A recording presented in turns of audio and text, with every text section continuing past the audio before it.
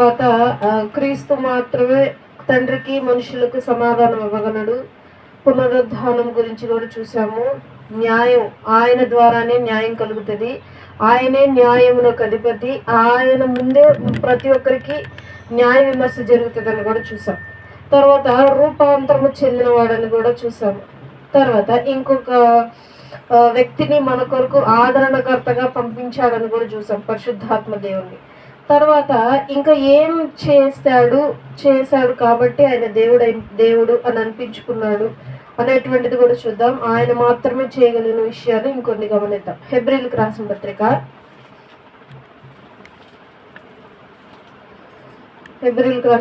1వ అధ్యాయము 10, 11, 12. ఫిబ్రి 1, 10, 11, 12. ప్రభువా నీవు ఆదియందు భూమికి పునాది వేసితివి, ఆకాశములు కూడా నీ చేతి పనులే, అవి నశించును గాని నీవు నిలిచియుందువు. అవన్నీ వస్త్రము వలె పాతగిల్లును, ఉత్తరీయముల వలె వాటిని మడిచివేతువు. అవి వస్త్రము వలె మార్చబడును గాని నీవు ఏకరీతిగానే ఉన్నావు, నీ సంవత్సరములు తరగవు అని చెప్పుచున్నాడు. ఇక్కడ మనం గమనించవలసింది ఏంటి అనంటే, దేవాది దేవుడి భూలోకం మొత్తాన్ని సృజించాడు. ఆయన చేతితోని ఆకాశ విశాలములు చేశాడు. ఇవన్నీ గతించిపోతాయి ఒక రోజున, కానీ నీవు మాత్రం గతించని వాడివి. నీ సంవత్సరములు లెక్కింపబడతాయి కానీ తగ్గింపబడవు, ముగింపబడవు అని చెప్పి ఇక్కడ పౌలు గారు హెబ్రీలకు రాస్తూ ఉన్నారు. సో ఈ యొక్క క్రీస్తులో మనం గమనించాల్సింది ఏంటి అని అంటే, ఆయన ఆదియు అంతము ఆయనే. ఆయన ఎప్పటికీ మారిపోని వ్యక్తి, మారని వ్యక్తి, నశింపని వ్యక్తి. ఇంకొక వచనంలో కూడా గమనిద్దాం ఇదే మాట. ప్రకటన గ్రంథము 21వ అధ్యాయము 5వ వచనం. ప్రకటన 21:5. అప్పుడు సింహాసనాసీనుడై ఉన్నవాడు ఇదిగో సమస్తమును నూతనమైనవిగాను చేయుచున్నానని చెప్పెను. మరియు ఈ మాటలు నమ్మకమును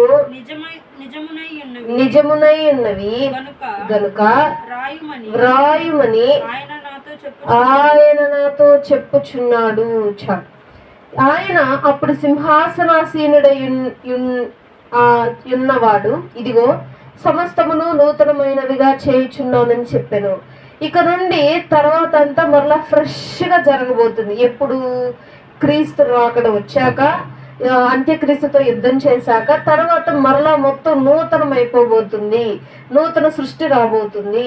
ఈ నూతన సృష్టిలో ఆల్రెడీ 7 ఏళ్ళు విందులో కూర్చున్నటువంటి వారు మరలా ఈ నూతన సృష్టిలో 1000 ఏళ్ల పరిపాలన జరుగుతుంది అని చెప్పి ఇవన్నీ తెలియజేశాడంటే, మనుష్యుడికి ఒక కాలంలో ఫుల్ స్టాప్ ఉంటుంది. మనిషి భూమిలో ఒక 60 ఏళ్ళు బ్రతుకుతాడు, లేదా 70 ఏళ్ళు బ్రతుకుతాడు. ఇక తనతో ఈ యొక్క భూమిలో తన లైఫ్ అంతా అయిపోతుంది. తర్వాత ఎక్కడ బతుకుతాడు ఈ ఆత్మ అంటే, నరకం గాని పరలోకంలో గాని వెళ్తుంది. అయితే దేవాది దేవునికి ఆది ఉన్నది, అంతము లేదు అని చెప్పి ఇక్కడ మనకి ఇంకో చోట సెలవిస్తా ఉన్నారు. అంటే ఆయన క్రీస్తు, ఆయన దేవుడు అని పిలువబడటానికి కారణం ఆయన లయమైపోడు, ఆయనకు అంతము లేదు. తర్వాత ఇంకా బైబిల్ ఏమేమి చెప్తుందో చూద్దాం ఆయన గురించి.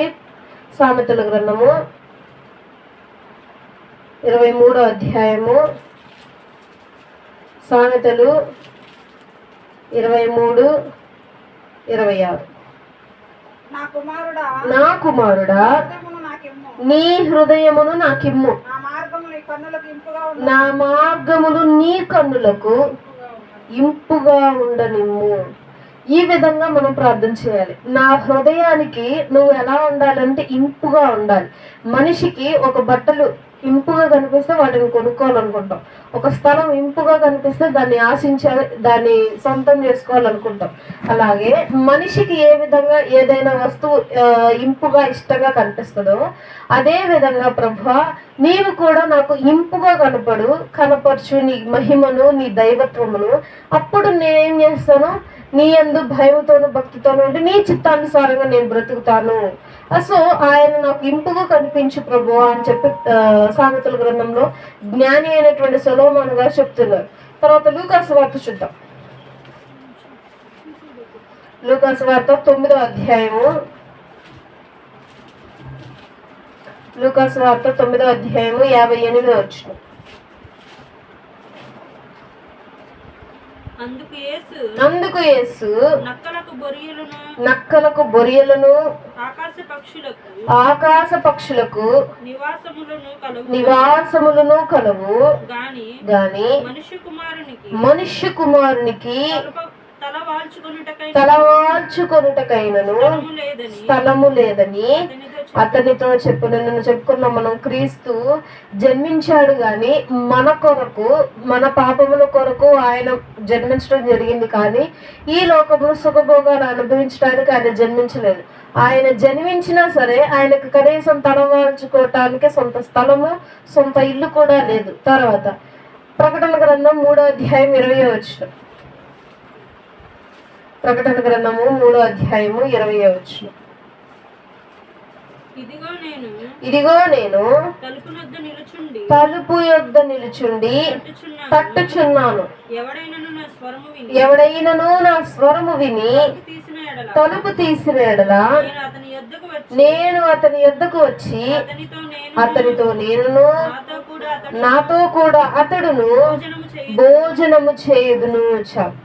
ఇక్కడ క్రీస్తు మన కొరకు పుట్టి, మన కొరకు దీనత్వమును, దరిద్రతను అనుభవించి, మన కొరకు అవమానాలు అనుభవించి, మన పాపాలు ఆయన మీద వేసుకొని ఆయన మన కొరకు మరణించి, తర్వాత కూడా ఆయన ఏం చేస్తున్నాడంటే 2 చేతులు చాపి మన హృదయం దగ్గర ఎదురు చూస్తా ఉన్నాడు.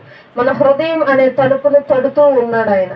మీ హృదయాన్ని తీయండి, మీ హృదయం అనే తలుపు తెరవండి, మీ హృదయంలో ఉన్నటువంటి పాపమును బయటికి తరమండి, మీ హృదయంలో నాకు చోటు ఇవ్వండి అని చెప్పి ఆయన తడుతూ ఉన్నాడు. తర్వాత ఫిలిప్పీలకు రాసిన పత్రిక 2వ అధ్యాయము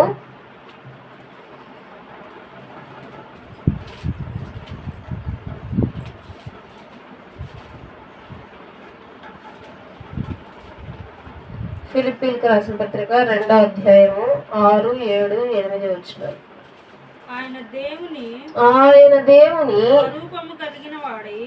స్వరూపము కలిగిన వాడై ఉండి దేవునితో సమానముగా ఉండుట విడిచిపెట్టకూడని భాగ్యమని ఎంచుకొనలేదు గాని మనుష్యుల పోలికగా పుట్టి దాసుని స్వరూపము ధరించుకొని తన్ను తానే రిక్తునిగా చేసుకొనెను. మరియు ఆయన ఆకారమందు మనుష్యుడిగా కనబడి మరణము పొందునంతగా, అనగా శిలువ మరణము పొందునంతగా విధేయత చూపిన వాడై తన్ను తాను తగ్గించుకొనెను. యేసుక్రీస్తు ప్రభువారు ఎందుకు దేవుడయ్యాడు? ఆయన దైవత్వం ఏ విధంగా సంపాదించుకున్నాడు? ఆయనకున్నటువంటి స్వరూపమును, సౌందర్యమును మన కొరకు వదిలేసి ఆయనకున్నటువంటి దైవత్వము పోగొట్టుకోవటం, అది పోగొట్టుకుంటే అది గొప్ప కీడు, మనకు అవమానము అనేటువంటిది ఆయన ఎంచుకోకుండా మనుష్యుల రూపాన్ని ధరించి మనుష్యుల పోలికను ఆయన అలవర్చుకొని మన కొరకు మన చుట్టే బ్రతకటం జరిగింది ఆయన. సో ఇందుకు ఆయన క్రీస్తు దేవుడిగా ఎంచబడ్డాడు. ఆయనలో ఉన్న దైవత్వములు మనం చూస్తూ ఉన్నాం. తర్వాత 2వ కొరింథీయులకు రాసిన పత్రిక 8వ అధ్యాయము 2వ కొరింథీయులకు రాసిన పత్రిక 8వ అధ్యాయము 9వ వచనం.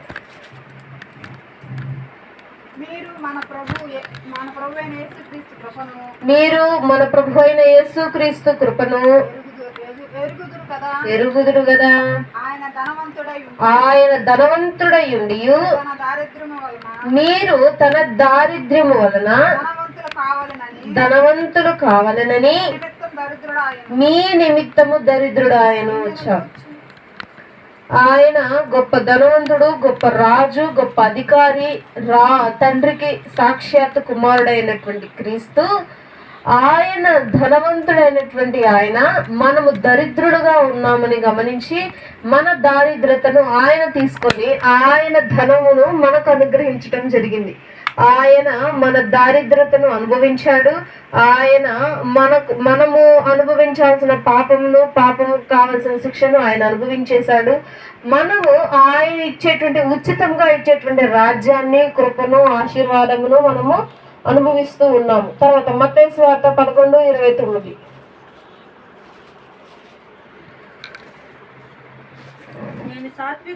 నేను సాత్వికుడను దీన మనస్సు గలవాడను గనుక మీ మీద నా కాడి ఎత్తుకొని నా యొద్ద నేర్చుకొనిడి, అప్పుడు మీ ప్రాణములకు విశ్రాంతి దొరుకును. నేను మీ యందు ఏం కలిగి ఉన్నాను అంటున్నాడు దేవుడు? దీన మనస్సు, సాత్వికుడను. మీరంటే నాకు జాలి, మీరంటే నాకు ప్రేమ, మీరంటే నాకు అభిమానం అని చెప్పి క్రీస్తు చెప్తా ఉన్నాడు. మనం ఎన్ని తప్పులు చేసినా సరే దేవుడు ఇదే మాటలు రిపీట్ చేస్తూ ఉన్నాడు. దీన మనస్సు, సాత్వికము మన ఎడలో చూపిస్తూనే ఉన్నాడు. కాబట్టి ఎందుకు ఈయన దేవుడు అని చెప్పి పిలువబడ్డాడు? దేవుడిలో ఉన్నటువంటి గుణగుణాలన్నీ ఈయనకి ఉండటం జరిగింది. దేవుడు మాత్రమే చేయగలిగినవి, క్రీస్తు మాత్రమే చేయగలిగినవి ఈ విషయాలు. దేవుని కృప, దేవుని సాత్వికము, దేవుడు చూపించేటువంటి జాలి, ఇవన్నీ మన మీద ఉంటూనే ఉన్నాయి. తర్వాత లూకా సువార్త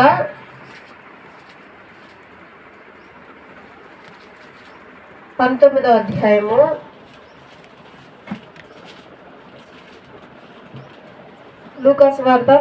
అధ్యాయము 5-6 వచనాలు. యేసు ఆ చోటికి వచ్చినప్పుడు కన్నులెత్తి చూచి, జక్కయ్య త్వరగా దిగుము, నేడు నేను నీ ఇంట నుండవలసి ఉన్నదని అతనితో చెప్పగా అతడు త్వరగా దిగి సంతోషముతో ఆయనను చేర్చుకొనెను. రాజు ఎక్కడైనా దాసుల ఇంటికి లేదు తనకంటే తక్కువ వారి ఇంటికి వెళ్ళటానికి ఆశపడడు. రాజు రాజరికంగా ఉన్న వాళ్ళతోనే స్నేహంగా ఉండాలని ఆశపడతాడు. కానీ మనకున్నటువంటి రాజు దీనత్వంలో ఉన్నటువంటి వారిని, దరిద్రతలో ఉన్నటువంటి వారి దగ్గరికే మనకున్నటువంటి రాజు వెళ్ళటం జరుగుతుంది. జకర్యా ఒక సుంకపు గుప్తదారుడు, ట్యాక్స్ కలెక్టర్. చక్కగా యేసుక్రీస్తు ప్రభువుని చూద్దామని చెప్పి చెట్టెక్కుతాడు. చెట్టెక్కి చూస్తా ఉంటే అప్పుడు క్రీస్తు చూసి, జక్కయ్య నువ్వు కిందకి దిగిరా, నేను మీ ఇంటికి రాబోతున్నాను, రండయ్య అని చెప్పి ఆయన ఆహ్వానించాడు.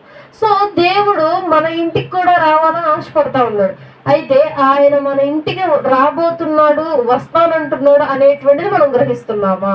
మనం గ్రహించి ఆయన్ని మనం ఆహ్వానిస్తున్నామా? లేదయ్యా తర్వాత రా, రేపు రా, ఎల్లుండిరా అని వాయిదాలు వేస్తున్నామా? అసలు రావద్దు అని ఖండితంగా చెప్తున్నామా అనేటువంటిది ఆలోచించాలి. తర్వాత అదే గ్రంథము లూకా సువార్తలో 5వ అధ్యాయంలోకి వెళ్దాం. 5వ అధ్యాయము 1-10 వచనాలు చదువుకుందాం. జనసమూహము దేవుని వాక్యము వినుచు ఆయన మీద పడుచుండగా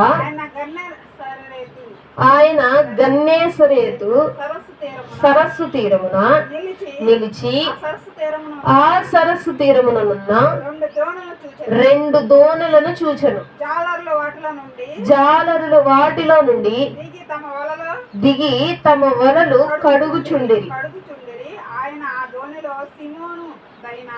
ఆయన ఆ దోణెలలో సీమోనుదైన ఒక దోణిని ఎక్కి దరి నుండి కొంచెము త్రోయమని అతని అడిగి కూర్చుండి దోణిలో నుండి జన సమూహములకు బోధించుచుండెను. ఆయన బోధించుట చాలించిన తరువాత నీవు దోణెను లోతునకు నడిపించి చేపలు పట్టుటకు మీ వలలను వేయుడని సీమోనుతో చెప్పగా, సీమోను ఏలినవాడా, రాత్రంతయు మేము ప్రయాసపడితిమి గాని మాకేమీ దొరకలేదు. అయినను నీ మాట చొప్పున వలలు వేత్తుమని ఆయనతో చెప్పెను. వారలాగు చేసి విస్తారమైన చేపలు పట్టిరి. అందుచేత వారి వలలు పిగిలిపోచుండగా తమకు సహాయం వారు వేరొక దోణిలోనున్న తమ పాలివారు వచ్చి తమకు సహాయము చేయవలెనని వారికి సంజ్ఞలు చేసిరి. వారు వచ్చి 2 దోణులు మునుగునట్లు నింపిరి. సీమోను పేతురు అది చూచి యేసు మోకాళ్ళ ఎదుట సాగిలపడి, ప్రభువా నన్ను విడిచిపొమ్ము, నేను పాపాత్ముడనని చెప్పాను. ఏలయనగా వారు పట్టిన చేపల రాశికి అతడును అతనితో కూడా నున్న వారందరూ విస్మయమొందిరి. అలాగున సీమోనుతో కూడా పాలివారైన జెబెదయి కుమారులకు యాకోబును యోహానును విస్మయమొందిరి. అందుకు యేసు భయపడకుము, ఇప్పటి నుండి నీవు మనుష్యులను పట్టువాడవై యుందువని సీమోనుతో చెప్పెను. అయితే ఈ ఈ మనం చదివినటువంటి సందర్భం అంతా ఏంటి అని అంటే జాలర్ల గురించి. వీరు చేపలు పడుతూ ఉంటారు. చేపలు పడుతూ ఉన్నప్పుడు వీరు వృత్తే చేపలు పట్టడము. చేపలు ఒకనొక కాలంలో ఒక టైంలో చేపలు పడుతూ ఉంటే చేపలు పడట్లేదు. ఎంతో కాలం ట్రై చేశారు. ఒక చోట వేసారు పడలేదు, మళ్ళీ చోటు మార్చారు పడలేదు, ఇంకో చోట వేసారు పడలేదు. ఇక విసిగిపోయి సైలెంట్ అయిపోయారు. యేసుక్రీస్తు ప్రభువు వచ్చి ఇదిగోండి ఈ స్థలంలో వల వేయండి చేపలు పడతాయి అని అంటే, లేదయ్యా మేము ఆల్రెడీ టెస్ట్ చేసాము, ఆ చేపలు పడవు, ఇక వేస్ట్ చేపలు వల వేసి కూడా శ్రమ వేసి మళ్ళీ లాగటము వేస్ట్, మళ్ళీ ఆ చిక్కులు పడితే అవన్నీ తీయాలి, ఎందుకయ్యా ఇవన్నీ అని అంటే, లేదు చెప్పింది చేయమనగానే వెంటనే వారు వల వేయటం స్టార్ట్ చేశారు. ఆ వల వేయగానే రెండు పడవలు మొత్తం నిండిపోయేంత చేపలు పడ్డాయి అని చెప్పి మనం చదివాము. పక్కన ఉన్నటువంటి సహాయకులను కూడా వాళ్ళని పిలిచి వాళ్ళ బోట్లలో కూడా ఈ చేపలను వేసుకొని వాళ్ళను కూడా సహాయం కోసం పిలిచారు. సో ఈ విధంగా వారు తర్వాత ఆశీర్వదింపబడ్డారంటే, క్రీస్తును మనలోకి అంగీకరిస్తే, క్రీస్తు చెప్పినట్లుగా మనము వింటే మన జీవితం కూడా ఇలాగే ఉంటది. దేవుడు చెప్పినట్లుగా అమ్మా నువ్వు ఇప్పుడు ఈ కార్యం చేస్తే బాగుంటది అని చెప్పి దేవుడు మనకు సెలవిస్తే మనం అదే పని చేస్తే దేవుడు ఖచ్చితంగా మనల్ని ఆశీర్వదిస్తాడు. ఏ విషయాలు చెప్తున్నాడు అంటే, మెయిన్ గా ఏదైనా శుభకార్యం చేసేటప్పుడు ప్రార్థించి చేయండి. ఏదైనా ముందడుగు వేస్తున్నామో ఏదైనా విషయాలు అంటే నాకు చెప్పి చేయండి. ఈ విషయాలు ఆయనను ముందు పెట్టుకొని మనము ఏ కార్యక్రమం అయినా చేస్తే దేవుడు ఏం చేస్తాడంటే ప్రతి దాన్ని సఫలంగా మారుస్తాడు. తర్వాత మత్తయి సువార్తను గమనిద్దాం. మత్తయి సువార్త 1వ అధ్యాయము 18, 19, 20. యేసుక్రీస్తు జనన విధమెట్లనగా ఆయన తల్లి అయిన మరియా యోసేపునకు ప్రదానము చేయబడిన తరువాత వారేకము కాకమునుపు ఆమె పరిశుద్ధాత్మ వలన గర్భవతిగా ఉండెను. ఆమె భర్త అయిన యోసేపు నీతిమంతుడై ఉండి ఆమెను అవమానపరచనొల్లక రహస్యముగా ఆమెను విడనాడ ఉద్దేశించాడు. అతడు ఈ సంగతులను గూర్చి ఆలోచించుకొనుచుండగా ఇదిగో ప్రభుదూత స్వప్నమందు అతనికి ప్రత్యక్షమై దావీదు కుమారుడైన యోసేపు నీ భార్య అయిన మరియను చేర్చుకొనుటకు భయపడకుము. ఆమె గర్భము ధరించినది పరిశుద్ధాత్మ వలన కలిగినది. ఇక్కడ క్రీస్తు జననము ఏ విధంగా ఉంది అనేటువంటిది ఆశ్చర్యపూర్వకంగా చెప్తున్నాడు. ఇదిగో ఒక దూత వచ్చింది, ఆ దూత మానవుడితో మాట్లాడింది, మానవుడికి ఈ విధంగా చెప్తూ ఉంది, లోక రక్షకుడు ఒక కన్య గర్భాన పుట్టబోతున్నాడు అని చెప్పి ఆశ్చర్యపూర్వకంగా 18, 19, 20 ఈ 3 వచనాలు రచించాడు ఈ గ్రంథకర్త. సో ఈయన క్రీస్తు జననము చాలా అద్భుతమైనది. ఇప్పటిదాకా కొన్ని సందర్భాల్లోనే కొన్ని చోట్ల మాత్రమే ఇలా జరిగింది, కన్యక గర్భం దాల్చడం. సో ఇది చాలా వింతైనది, అరుదైనది కూడా. క్రీస్తు మలినం లేనటువంటి వాడిగా పరిశుద్ధుడిగా పుట్టాలి కాబట్టి ఆయన ఒక కన్యను ఎంచుకోవటం జరిగింది. ఆయన క్రీస్తు మాత్రమే ఇది చేయగలడు, దేవుడు మాత్రమే చేయగలిగింది. తర్వాత ఆదికాండం 24వ అధ్యాయం, ఆదికాండం 24వ అధ్యాయము 23, 24 వచనాలు. 24 నీవు ఎవరి కుమార్తెవు? దయచేసి నాతో చెప్పు. నీ తండ్రి ఇంట మేము ఈ రాత్రి బస చేయుటకు స్థలమున్నదా అని అడిగాను. అందుకామె నేను నహరోకు మిల్కా కనిన కుమారుడగు బెతూయేలు కుమార్తెను అనెను. మరియు ఆమె మా యొద్ద చాలా గడ్డియు మేతయు రాత్రి బస చేయుటకు స్థలమును ఉన్నవనగా ఆ మనుష్యుడు తన తల వంచి యెహోవాకు మొక్కి అబ్రహామును నా యజమానుని దేవుడైన యెహోవా స్తుతింపబడునుగాక, ఆయన నా యజమానునికి తన కృపను తన సత్యమును చూపుటకు మానలేదు. నేను త్రోవలో నుండగానే యెహోవా నా యజమానుని బంధువుల ఇంటికి నన్ను నడిపించెను.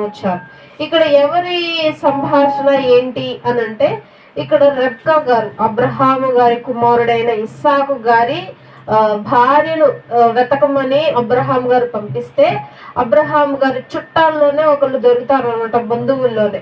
ఆ స్త్రీ రెబ్కా గారు చక్కగా బావి దగ్గర ఉండి తమ పశువులకి నీళ్లు తోడుతా ఉంటది.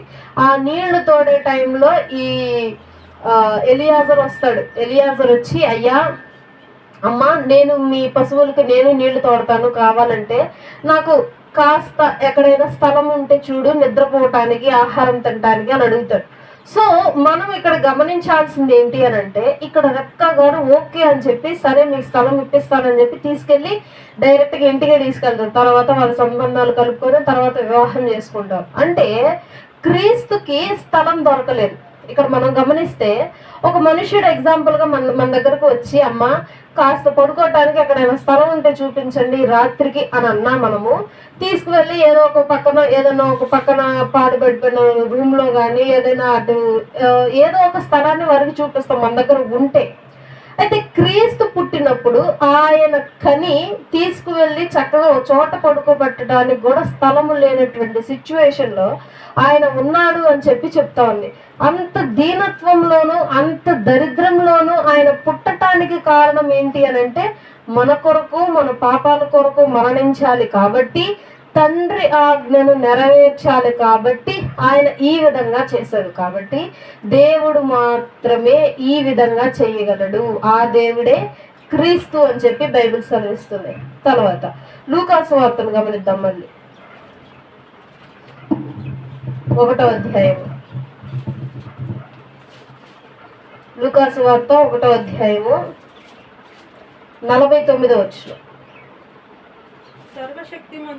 సర్వశక్తిమంతుడు నాకు గొప్ప కార్యములు చేసెను గనుక ఇది మొదలుకొని అన్ని తరముల వారును నన్ను ధన్యురాలని అందురు. ఆయన నామము పరిశుద్ధ, ఆయన నామము పరిశుద్ధము.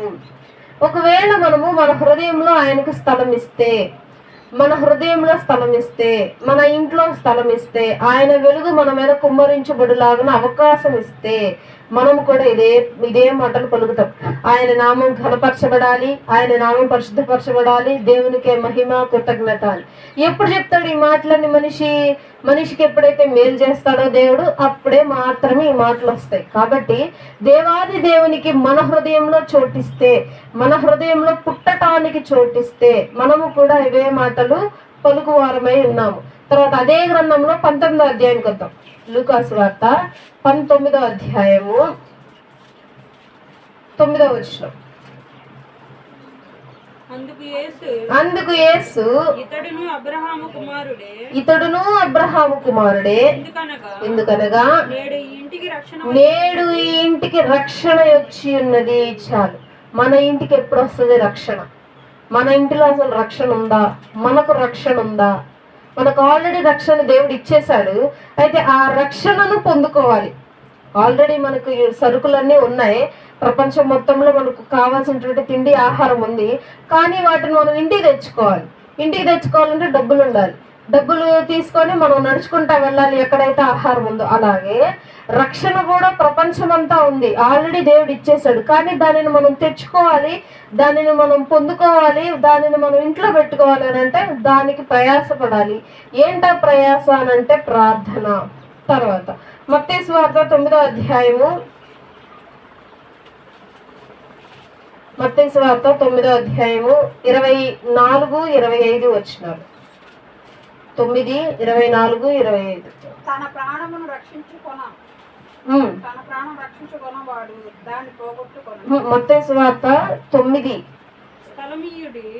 24, 25. స్థలమీయుడి ఈ చిన్నది నిద్రించుచున్నదే గాని చనిపోలేదని వారితో చెప్పగా వారాయనను అపహాసించిరి.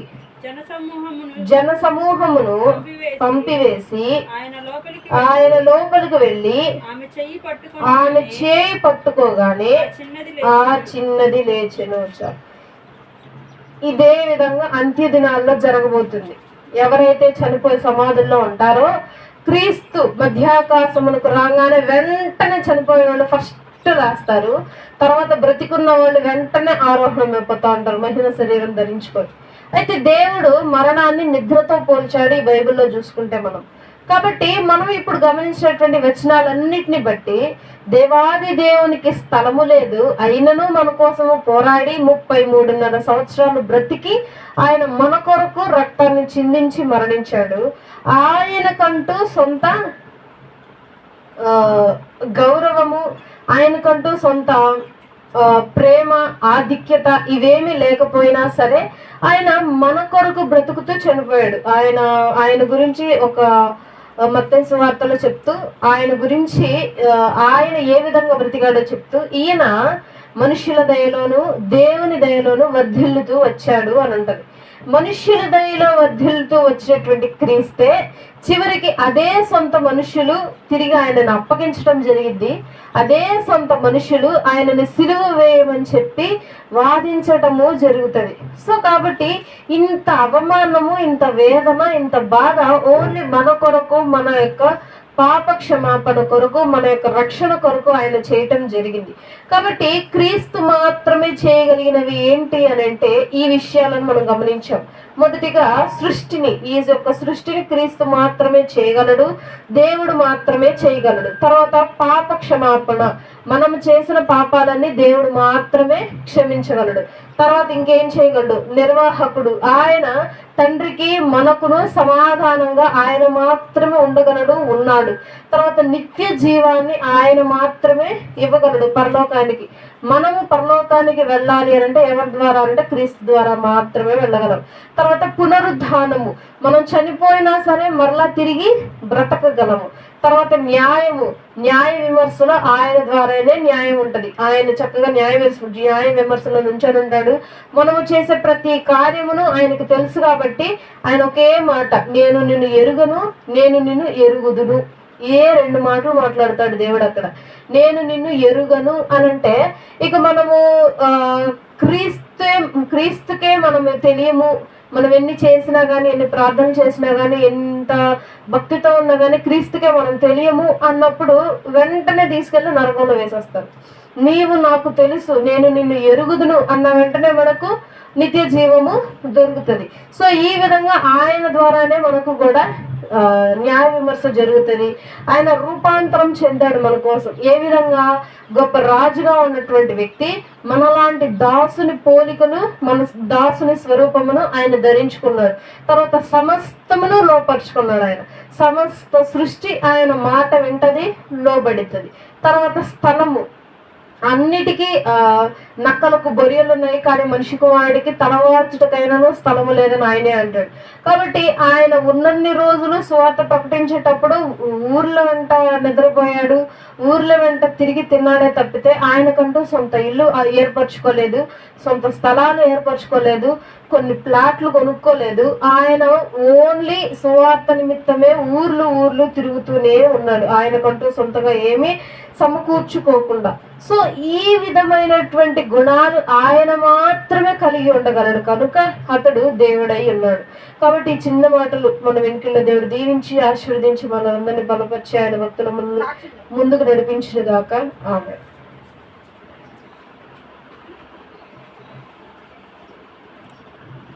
సాక్ష్యం చెప్తానని అంటున్నారు. సో అందరము కొంచెం సాక్ష్యం వినటానికి వేగిర పడదాం. పొర వచ్చేసింది రావడన్నారు. దాంట్లో దేవుని ప్రార్థించుకొని మా అమ్మ కూడా ప్రార్థించుకుంది. అది దేవుడు అనుకున్న చక్కగా కలిసి డాక్టర్ గారు చూశారు, చూపెట్టి బాగా అసలు బాగా వచ్చినాము. నేను ఎక్కువసేపు చూసి తగ్గిద్ది వచ్చిద్ది అన్నారు. ఇప్పుడు అమ్మ పని అమ్మ చేసుకుంటుంది, ఆరోగ్యం ఉంటుంది, ఆ పనికి కూడా వెళ్తుంది, ముసలాయన పనికి కూడా వెళ్తుంది. కానీ సాయంత్రం పూట కొంచెం చూపు తగ్గింది. అయినా దేవుడు అమ్మ తోడున్నారు కాబట్టి మంచిగా చేసుకుంటుంది. ఇక్కడ నేను ఉంటున్నందుకు దేవుడు నాకు తోడే ఉన్నాడు. నాకున్న సమస్యలు కూడా తీరిస్తే మళ్ళీ నేను సాక్షి. సో మనం విన్నట్టుగా ఆంటీ గారు చెప్పినటువంటి విషయం ఏంటి అని అంటే, అమ్మగారికి ఆంటీ వాళ్ళ అమ్మగారికి చూపు శుక్లమే కదా, శుక్లాలు వస్తే దాన్ని ఆపరేట్ చేశారు. పొరలు కూడా తీయటం జరిగింది. సో దేవుని గొప్ప మహాకృప మూలంగా ఆపరేషన్ బాగా జరిగిందని చెప్పి చెప్తా ఉన్నారు. ఆమెకి ఇంకా కొన్ని సమస్యలు ఉన్నాయి, వాటిని కూడా దేవుడు తీర్చాలి అని చెప్పి మనం అందరం ప్రార్థన చేద్దాము. ఇట్టి సాక్ష్యము దేవుడు ఆమె మూలంగా తెలియజేశాడు కాబట్టి కృతజ్ఞతలు చెల్లిద్దాం అందరము. మరి అందరు తలల నుంచి కళ్ళు మూసుకున్నట్లయితే ప్రార్థన చేద్దాము. ఇదే విధంగా ప్రతి ఒక్కరు మరి ఆయన సన్నిధిలో సాక్షులుగా నిలబడుటకు మనం అందరము కృషి చేద్దాము. అందరం ప్రార్థన చేద్దాం. అందరం ప్రార్థనలో ఉన్నాం. స్తోత్రం తండ్రి, స్తోత్రం ప్రభా, స్తోత్రం నాయన, స్తోత్రం తండ్రి, నీకే వందనాలు, స్తుతులు, స్తోత్రం తండ్రి ప్రభా. అందరం ప్రార్థనలో ఉన్నాము, ఏకీభవిద్దాము ప్రార్థనలో.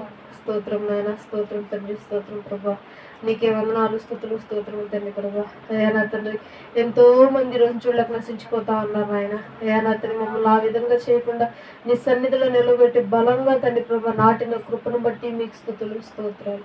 అయ్యా నా తండ్రి, నీకే స్తుతులు, స్తోత్రాలు నా తండ్రి ప్రభా. అయ్యా నీకే వందనాలు. ఈరోజు మేము విన్నటువంటి వాక్య భాగం బట్టి మీ కృతజ్ఞతలు. అయ్యా నా తండ్రి, పాటల విషయంలో మీరు తోడుగా ఉన్న విధానం బట్టి మీ కృతజ్ఞతలు. అయ్యా తండ్రి ప్రభు, మేము నేర్చుకున్నటువంటి వాక్య భాగం ప్రకారం ఆయన తండ్రి ఈ లోకంలో నీవు చేసినటువంటి తండ్రి ప్రభా నీకున్నటువంటి దైవత్వము నా తండ్రి ఎవరూ లేరని తండ్రి ప్రభా నిరూపించి ఉన్నారు. మీ కృతజ్ఞతలు అయ్యా. నీలాంటి పరిశుద్ధుడు ఇంకెవరూ లేరని చెప్పి నిరూపించి ఉన్నావు. నీ కృతజ్ఞతలు నా తండ్రి ప్రభా. ఆయన తండ్రి నీవు మాత్రమే చేయగలిగిన విషయాలు మేము తెలుసుకొని ఉన్నాం. దేవుడు మాత్రమే చేయగలిగిన విషయాలు మేము తెలుసుకొని ఉన్నాం. నా తండ్రి ప్రభా క్రీస్తు నా తండ్రి ప్రభా మమ్మల్ని క్రీస్తు నా తండ్రి ప్రభా ఈ లోకానికి వచ్చి నా తండ్రి మా కొరకు రక్తాన్ని ప్రోక్షించే విధంగా నా తండ్రి ప్రభా నీవు చేసిన కృపను బట్టి నీవు చూపించిన కృపను బట్టి తండ్రి ప్రభా కృతజ్ఞతమైన నీకే స్తోత్రాలు ప్రభా. నా తండ్రి ప్రభా ఈ రోజు జరిగినటువంటి సండే స్కూల్ కార్యక్రమాల్లో ఆదరణీయంత వరకు అధ్యక్షత వహించారు. మీకు స్తోత్రాలు కృతజ్ఞతలు నా తండ్రి ప్రభా. నీకే స్తోత్రాలు వందనాలు.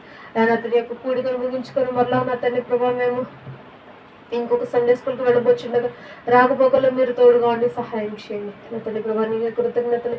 ఆయా సంఘంలో వారిని మీరు జ్ఞాపకం చేసుకుంటున్న విధానం బట్టి మీకు స్తుతులు స్తోత్రాలు. తండ్రి ప్రభా సంఘస్థలో ఒకరిని తండ్రి ప్రభా నీవు నిలబెట్టి గొప్ప సాక్ష్యాన్ని నీవు అందజేసి తెలియజేసి ప్రతి ఒక్కరికి నా తండ్రి ప్రభా విధానం బట్టి మీకు స్తుతులు స్తోత్రాలు. నా తండ్రి వారి జీవితంలో వారి అమ్మగారి విషయంలో మీరు చేసిన గొప్ప కార్యమును బట్టి మీకు కృతజ్ఞతలు. నా తండ్రి ప్రభా నీకే స్తుతులు స్తోత్రాలు. ఆయన తండ్రి ప్రభు ఉన్నటువంటి అనారోగ్యం మీరు నా తండ్రి ప్రభు నయం చేసి నా తండ్రి ముట్టి స్వస్థపరచండి. అయ్యా ఇంకా మెరుగ్గా నా తండ్రి ప్రభు యొక్క కంటిని శుద్ధి చేయండి. నా తండ్రి కంటి చూపు బాగా మెరుగ్గా కనిపించటకు మీరు కృప చూపించండి. ఆయన తండ్రి ఆంటీకి కావాల్సిన ప్రతి ఒక్క అవసరతను మీ యొక్క చిత్తంలో మీ యొక్క నామంలో తీర్చండి. ఆయన తండ్రి ప్రభు సంఘంలో ఉన్నటువంటి ప్రతి ఒక్కరిని పేరు పేరున మీరు జ్ఞాపకం చేసుకోండి. ఆయన తండ్రి కృష్ణ లాంటి జ్ఞాపకం చేసుకోండి. అయ్యా మీరు ఇచ్చినటువంటి ఎవరి బిడ్డను బట్టి మీ కృతజ్ఞతలు. వారికి మంచి జీవితాలను ఇచ్చారు, బిడ్డలు ఇచ్చారు, మీ కృతజ్ఞతలు. అయ్యా నా తండ్రి నీకే స్తోత్రాలు. పెద్దకు వాళ్ళ కుటుంబాన్ని మీరు జ్ఞాపకం చేసుకోండి. అక్క చేసే ప్రతి పనులు మీరు తోడుగా ఉండండి. అన్న చేసే ప్రతి పనులు తోడుగా ఉండండి. ఆ ఇద్దరు బిడ్డలు ఇచ్చారు ప్రేమను బట్టి మీ కృతజ్ఞతలు. ఆ బిడ్డలు ఎదుగుదలలో మీరు తోడుగా ఉండండి. ఎటువంటి అనారోగ్యం దరిదాపులో రాకుండా మీరు సహాయం చేయండి. ఆ బిడ్డలు స్కూల్స్కి వెళ్ళబోతా ఉన్నారు. ఆయన వారికి రాకపోకల్లో తోడుగా ఉండి వారికి మెరుగైన జ్ఞానమును వారికి అనుగ్రహించండి. నా తండ్రి నీకే స్తోత్రాలు. తండ్రి మళ్ళీ తండ్రి గర్భం దాల్చి ఉండదు. గర్భఫలం యెహోవా ఇచ్చు బహుమానము నీ ఇచ్చినటువంటి బహుమానం బట్టి నీ కృతజ్ఞతలు. అయ్యా తండ్రి ప్రభా యొక్క నెలల క్రమంలో మీరు తోడుగా ఉండి సహాయం చేయండి. మంచి పోషకాహారమును అనుగ్రహించండి. బిడ్డ ఆరోగ్యంగా ఉండటకు సహాయం చేయండి. తండ్రి ప్రభా డెలివరీ సాఫీగా ఏ కృపను అనుగ్రహించండి. తన ప్రభు మంచి ఆరోగ్యమైన బిడ్డ తండ్రి ప్రభు చేతికి వచ్చేటకు సహాయం చేయండి. తను మళ్ళీ వాళ్ళ కుటుంబీకులను జ్ఞాపకం చేసుకోండి, భర్తను జ్ఞాపకం చేసుకోండి. తండ్రి ఆంటీ నా తండ్రి ప్రభు ఇల్లు కట్టుకోబోతా ఉన్నారు. ఆయన సగం ఆగిపోయి ఉన్నది. నా తండ్రి సహాయం చేయండి. నూతనమైన ఇల్లు కట్టుకొని నా తండ్రి ప్రభు ఆ నూతనమైన ఇంటిలో అందరూ అడుగు పెట్టుటకు సహాయం చేయండి. కృప చూపించండి. కావాల్సిన బిల్స్ తోటి ప్రభు సాంక్షన్ అవటకు సహాయం చేయండి. కావాల్సిన ధనాన్ని సమకూర్చేటకు సహాయం చేయండి. నా తండ్రి నీకే స్తుతులు స్తోత్రాలు ప్రభు. అయ్యా ఇంకా తండ్రి ప్రభు ఉన్నటువంటి సంఘర్షణను మీరు జ్ఞాపకం చేసుకోండి. మా కుటుంబాన్ని మీరు జ్ఞాపకం చేసుకోండి. అతన్ని మేము చేసే పరిచర్యను మీరు జ్ఞాపకం చేసుకోండి. నా తండ్రి ప్రభు మా పరిచయని ఇంకా అభివృద్ధి పరచండి. ఆయన మా పరిచయలో ఉన్నటువంటి తండ్రి ప్రభు సండే స్కూల్ బిడ్డలను మీరు జ్ఞాపకం చేసుకోండి. సండే స్కూల్ బిడ్డలను పంపించేటువంటి తల్లిదండ్రులను వారి కుటుంబీకులను తండ్రి వారు చేసే ప్రతి ఒక్క చేతి పనిని మీరు ఆశీర్వదించండి. తండ్రి నీకే స్తోత్రాలు చెల్లించుకుంటూ తండ్రి ఇప్పుడు ఈరోజు జరిగేటువంటి కార్యక్రమాలన్నింటిలో మీరు తోడుగాండి సహాయం చేసి మరలా మేము మా గృహాన్ని క్షేమంగా వెళ్ళటకు సహాయం చేయండి. మరలా నీ చిత్తం అయితే వచ్చే శనివారం మేమందరం ఇదే విధంగా సమకూరి స్తుతించి కనపరిచి భాగ్యం అనుగ్రహించమని యేసురం పెట్టి అడిగి వేడి కొంచెం ప్రార్థిస్తున్నాం తండ్రి. తండ్రి దేవుని ప్రేమయు కుమారుడైన యేసుక్రీస్తు ప్రభువారి కృపయు పరిశుద్ధాత్మ అన్యోన్య సహవాసము మనందరికి ఎల్లప్పుడూ తోడైన నడిపించును గాక. అందరికీ